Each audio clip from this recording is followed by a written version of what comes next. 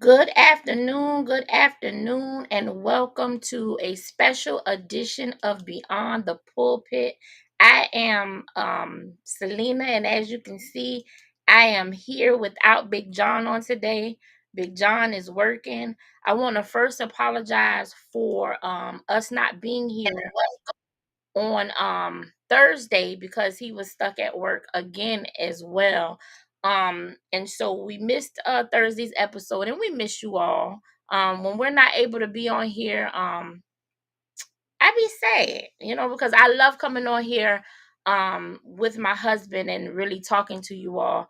But come on in. I just have a special edition of Beyond the Pulpit where I want to talk a little bit about this thing called Hope Weekend that we are beginning to promote. We are a little behind schedule because we should have been promoting long before now. But as many of y'all know, life be lifing, okay? And life be getting in the way sometime. And when life get in the way, you just gotta do what you gotta do and keep it moving. And so, nevertheless, I just wanted to tell you all a little bit about our Cancer Foundation. In 2020, we launched what is called Changing Seasons Ministry Cancer Foundation. If you do or do not know, Beyond the Pulpit is a part of our Changing Seasons Ministry Incorporated, which has been established since 2016. Nevertheless, in 2020, we launched a cancer foundation. The purpose of our foundation is to raise money to be financial assistance to those undergoing cancer treatment as well as their families. See, a lot of us, unless we are directly impacted by a family member having cancer or going through the treatments and stuff, a lot of times we are in the unknowing of what they go through. And so when the Lord laid this on my heart back in 2020, I started the foundation to raise money to be financial assistance. And of course, I didn't truly understand everything about it, but I was being obedient. Anybody who know me, if God say do it, I'm going to do it. I ain't answering no questions because I just want to be obedient to him. Nevertheless, from then until now, this is our fourth year, which we will be doing our cancer walk this year. But this year, we're actually adding a gala because we've been able to have firsthand experience with several people who have had to go through cancer treatment. And we were able to see exactly how being financially secure impacts their lives. And so what happens is all of the insurances and Medicaid does not pay for all the treatments and the medicines that people have to take when they're undergoing cancer treatment. And any of you know that anytime we are ill in our body, mentally we're already low because we're having to fight a ailment, whether it's a cold or you hurt your leg, you got to have surgery, whatever it is, it takes a mental toll on our lives. And so with cancer, because the first thing people think when you hear cancer is death. And cancer is not always unto death. And so the good thing is with the proper treatment and the proper care, a lot of times we are able to overcome that thing called death when it comes to cancer.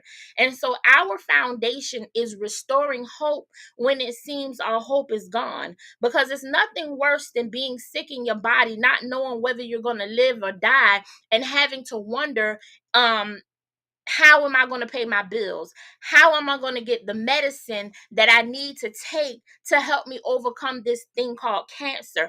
How am I going to get back and forth to the doctors? How, will my lights be on? Will I be able to eat? I mean, these are the things that a lot of cancer patients are dealing with, because if they are living week to week, check to check, month to month, and they just got their head above water, and now they got this thing called cancer that pulls them away from their job, because when they're going through cancer treatment, a lot of times it makes them very weak to where they're unable to go to work. And depending on what stage they're in, they may not even be able to work at all. And of course, yes, you got Medicaid and different things, but Medicaid and Medicare does not cover all the treatments, nor does it cover all of the medicine, not just Medicare and Medicaid, but even the insurances does not cover it all. I have been able to speak to people personally, and they tell me the struggle that they have had just with putting gas in the car, or putting food on the table, or being able to meet their rent because they're having to take time away from work to go see about treatment just to overcome this thing. And so our organization is raising money to be financial support, as well as spread awareness to the things that people don't say. See, a lot of times when we go through things, we don't always tell people we're going through what we're going through. People don't always know what other people are going through. We have people right here in our midst that's getting treatments, and you would never know because that's not something that they talk about. They trust God, they pray, and they do what they can, but it has been a struggle. And so with our foundation, we want to be able to help that we want to be able to help them, whether it be emotional support or financial support.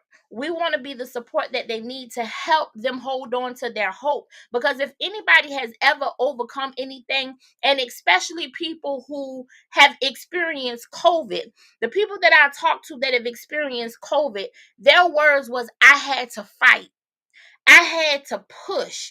It took everything out of me, but I refused to lay there, because what happens is we can give up hope. And when we don't have that hope to push, a lot of times we just fall by the wayside. We don't want people to continue to fall by the wayside when it comes to cancer. We want to be able to help them and push them and lead and guide them and hold their hand through the process if at all possible. And so I just wanted to come on and help you all understand exactly what we're trying to do. We're not trying to raise money for a cure, because in my own opinion, and it's just me, if they want to cure it, they'd have cured it by now.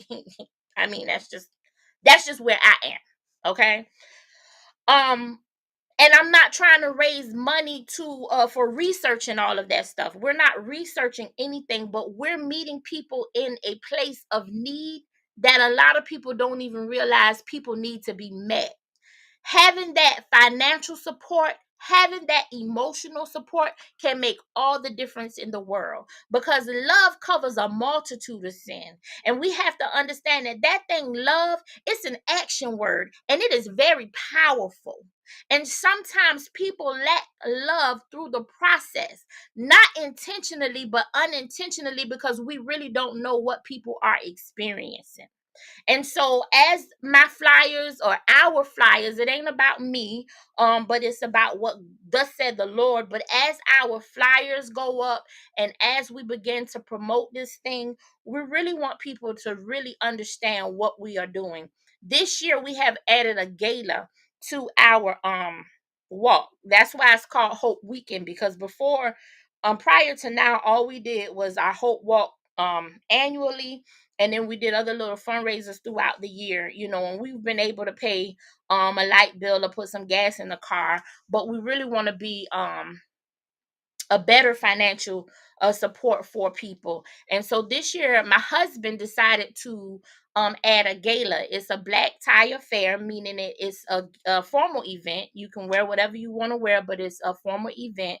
And we will have a panel discussion. We will have panelists that have actually overcome cancer. We will have them telling their truth about exactly what it is to have support, what it is to not have support, what it is to have the finances, what it is to not have the finances, and help people truly understand how important this organization is, this foundation is, because this foundation is going to meet people that are suffering in silence in a place that most people don't even realize they were suffering. And I guess that's why they call it suffering in silence, huh?